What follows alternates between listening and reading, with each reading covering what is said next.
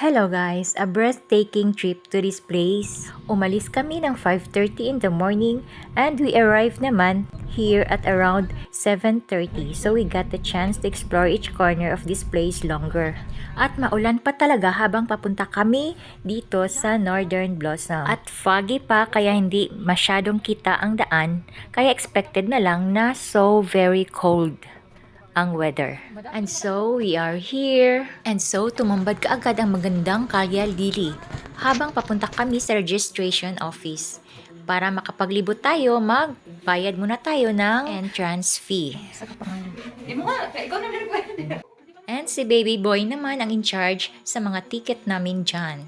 Entrance fee here is 250 pesos po per head. Sayangan? Atop binggit. Sayangan atop binggit. And so, kuha muna tayo dito ng video, picture habang waiting sa mga tickets namin. Ay, grabe, sobrang lamig dito guys, kaya gumagana yung sinus ko at naglagay na lang din ako ng shawl. And so, mag 8:30 na, hindi pa kami nakapag-breakfast, kaya pasok muna kami dito sa restaurant. Marami ding mga souvenir dito na binibenta nila. At dito muna kami tambay sa balcony nila habang naghihintay sa mga orders namin na food. Look, guys, dyan kami bababa mamaya.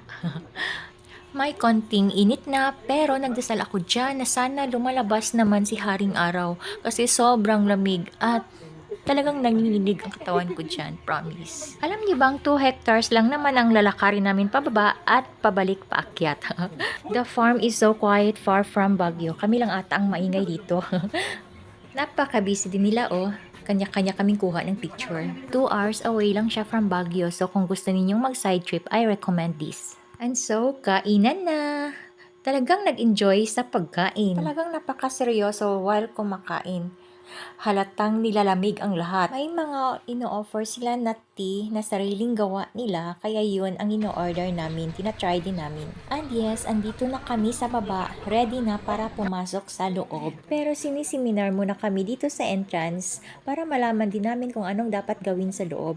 Kasi may mga seniors din kaming nakasabayan. At ang haba-haba pa naman ng lalakarin. Imagine, 2 hectares. Okay lang ang pababa, medyo kaya pa. Pero yung paakyat, nako, masakit sa tuhod. Promise. Surrender nga ako na medyo bata pa ako. Paano na kaya yung mga seniors? Hindi naman ako nagdi-discourage sa mga hindi pa nakapunta ha. Guys, once you get in, it's worth it. You will be mesmerized by its beauty. Having cool weather is indeed a plus. Tama namin katrabaho. Pumunta yung iba doon. Okay. So, Sige. sa Nueva Vizcaya. Saka saan po tayo pala, ma'am? Sa Buanga del Sur po kami. Tara na, start na. Pasok na tayo.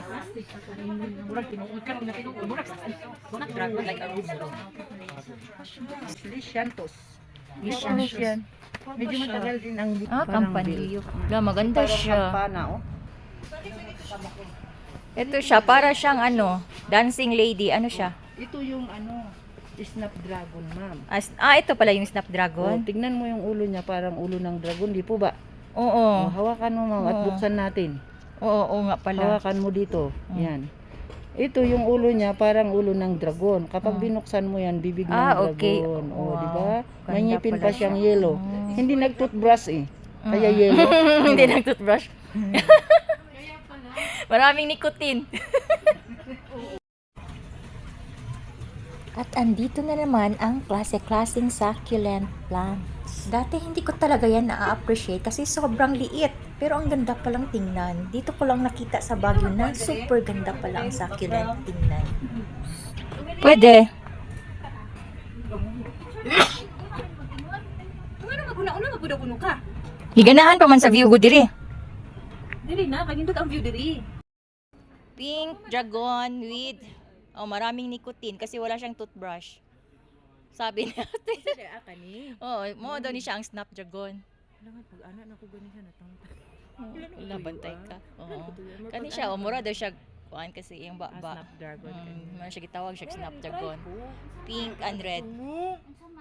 Snapdragon. Mag-picture daw ta diri. Marami siyang nicotine kasi wala siyang toothbrush. Charing. Mag 5.1 na pod. 1.5. 5.1, 1.5. Ate, pwede makisuyo po. Makisuyo magpa-picture po. Dito kami sa Snapdragon. And so, kuha muna kami ng remembrance dito banda guys. Picture muna. Tapos, ang tindig, side view, ganon. Tapos tingin sa akin, kay Nanay Pura, ganon. Ay, ganon. Ay, pag ganon siya.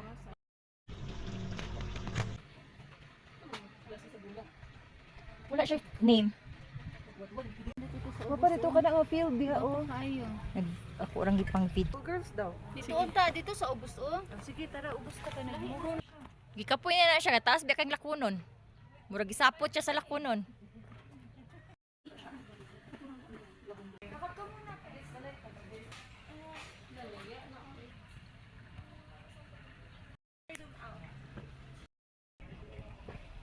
Siya oh.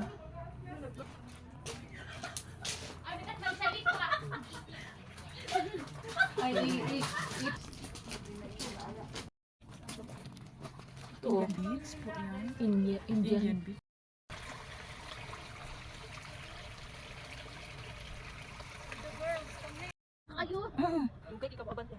Wapa kayo siya wala man sa tuwa.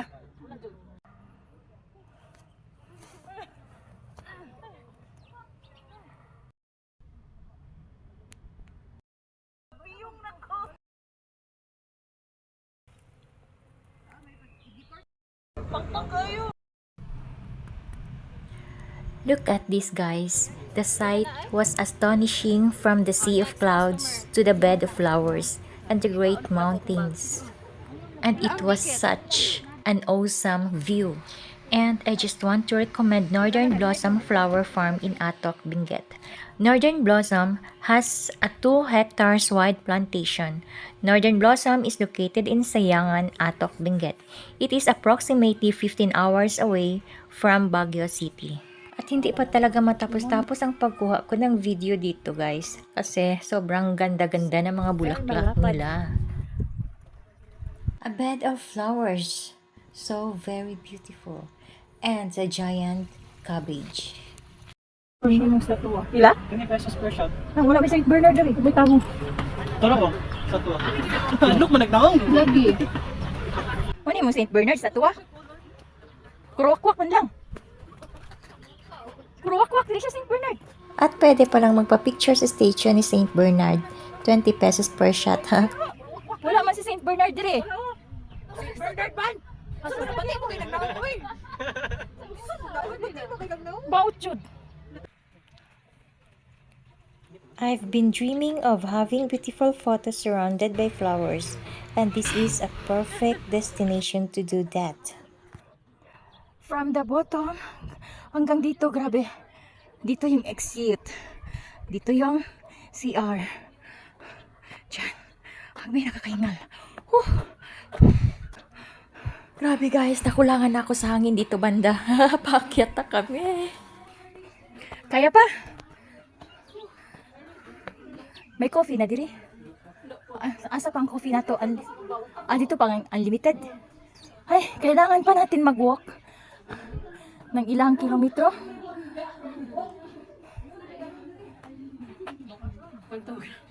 Ingon si driver niya. Dili daw ko sa kauras. Ay, grabe. Talaga. Totoo talaga ang sinasabi ni tour guide at the same time driver namin na hindi makukuha ng isang oras ang paglalakad sa flower farm. Sakto lang talaga ang pagdating namin sa itaas bago pumapal ang fog. Nawala na ang bukid. Mag 10 AM na dito guys. Nawala si Haring Araw na gustong lumabas kanina. Kumakapal yung fog. Tingnan niyo guys oh. Hindi na makikita halos ang bukid. At talagang malamig. At sa wakas nakarating na din sa itaas. At siya nga pala, ito pala ang kantin nila.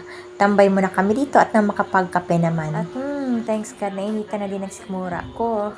Say hi! Hello, Tots! Suko ka, Tots?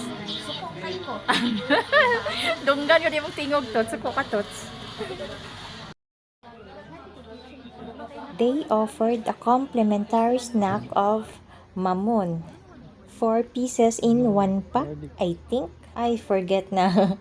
And they offered us unlimited Cordilleran brewed coffee. Kung gusto mong mag-cream, meron din naman unlimited din. At pagkatapos naming magkape ay, eto, pa-exit na kami. Sige na lang, kasi nakakaming hagdan. Oy, girl, akong tuwad man mo, mo surrender. Lagi. May mga display din pala dito sa exit. May mga presyo guys. Kung pwede nang sanang dalhin, no? Pero hindi na kaya eh. Ang layo ng uwian namin. Ang ganda ng tubo ng mga succulent nila dito guys, oh. And so guys, overall the experience was spectacular. Hanggang dito na lang. Bye-bye!